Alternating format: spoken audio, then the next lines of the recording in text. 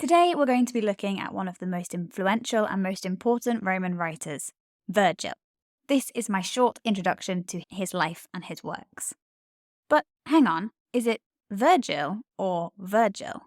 Well, his name in Latin is Publius Vergilius Maro, and in Latin it's spelt with an E.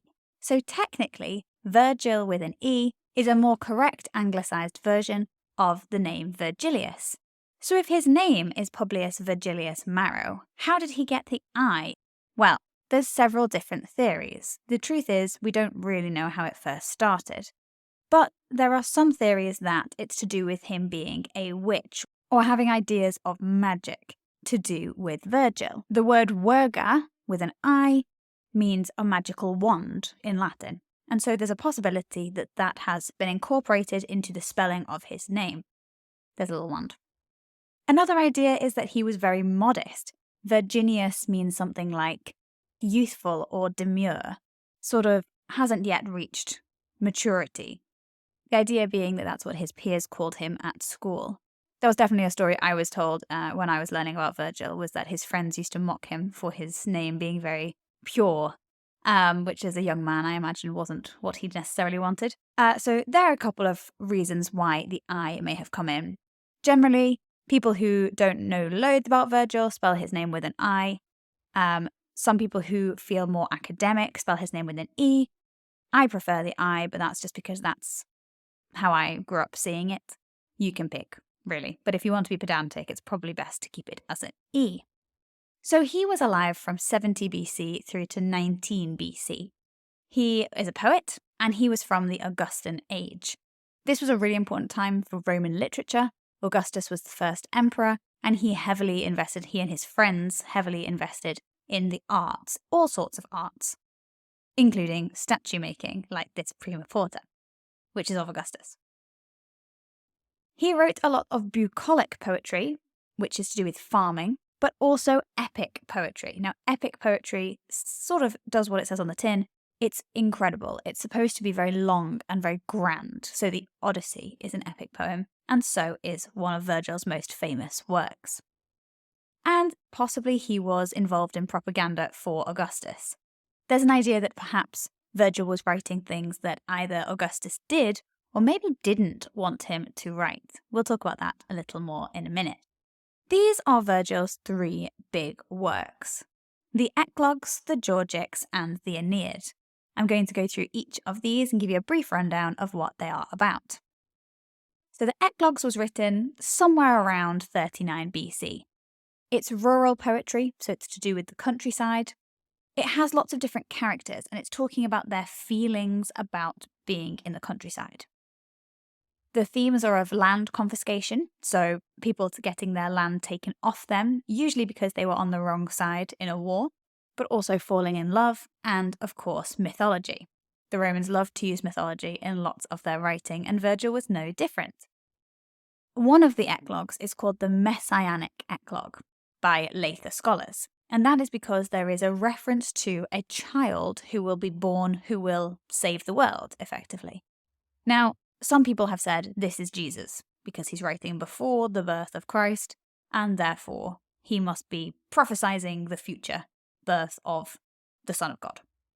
However, other people have said possibly this is supposed to be referencing Augustus, and it's set in the past in a more bucolic age, a more rural age, and he is talking about some child or even one of Augustus's descendants. So it's very up to you, but the Messianic Eclogue is one of the reasons that Vergil's works have stayed, because monks who were in charge of copying out texts got to decide effectively which texts we kept from the Roman period. When things had to be hand-copied, they were the people who were copying them.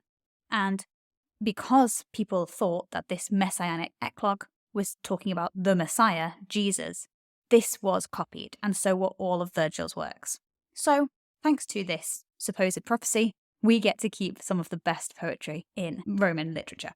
The Georgics was about 10 years later. We're not entirely sure about the process of his writings, but we know Georgics came later. And he was asked to write the Georgics by a guy called Maecenas. Maecenas is Vergil's patron. So this is the person who effectively makes it possible for Virgil to write. He pays him or he gives him favours, possibly a house. We know that Maecenas gave other poets houses. And in this, Virgil is thanking Maecenas for his patronage. It's about agriculture. That's what the name means. It's a reference to the Greek. And it's all about farming, again, about bucolic poetry.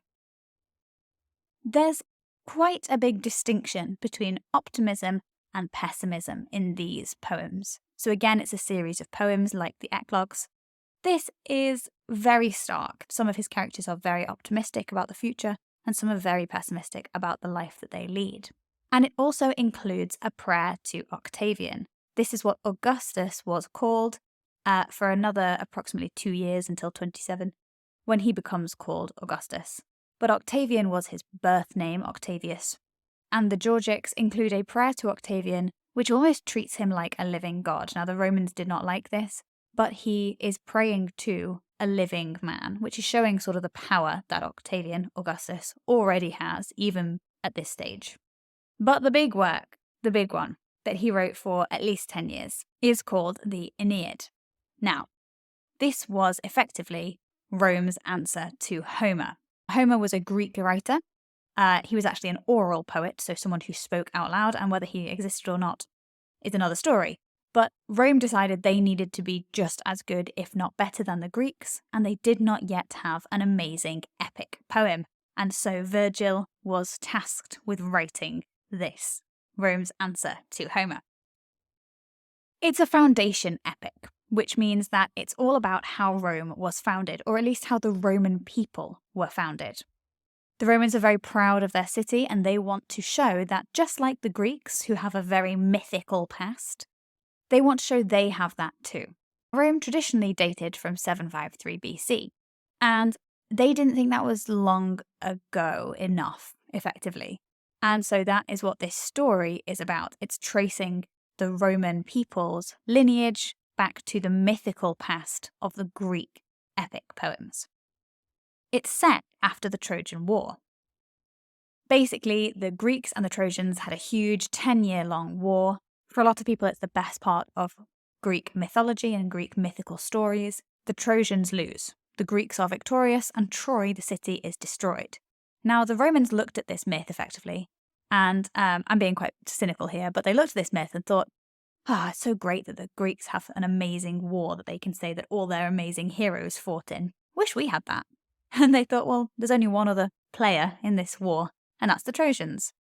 So this story traces Aeneas, who is a refugee from the Trojan War, and his travels, which are very like Odysseus's travels, who is another of Homer's great characters.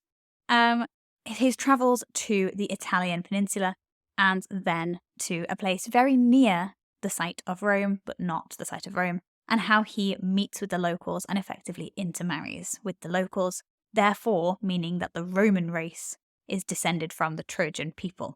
But this is not just an epic adventure story, it's also got lots of different themes, and it references other types of literature. For example, tragedy, so book 4 of the Aeneid especially, is set up very much like a Greek tragedy, a play. And aetiology, so that's using stories to explain the origin of things. So why things are the way they are. So for example, why the Forum in Rome is in the place that it is in. And there's a huge question about whether this is an Augustan message or not. So is this Aeneid, is it trying to be pro-Augustan or possibly anti-Augustan? And it's very difficult to tell. You can read it many, many times and get different interpretations. So that's something really interesting to consider. Now, I've said that this was supposed to be an answer to Homer. Here's why I said that. Books 1 to 6 of the Aeneid, so 12 books, the first half is effectively a retelling of the Odyssey, but instead of Odysseus, it's Aeneas.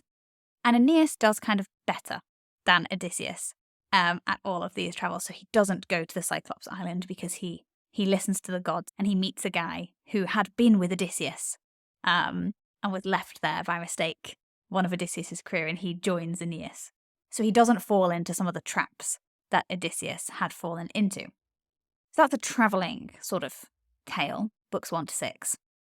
He also goes down to the underworld in book 6, just like Odysseus did, but Odysseus stops almost at the threshold of the underworld, whereas Aeneas walks all the way through and meets all of the future Romans. So that's books 1 to 6. Books 7 to 12 are kind of like the Iliad, which is Homer's story about the Trojan War.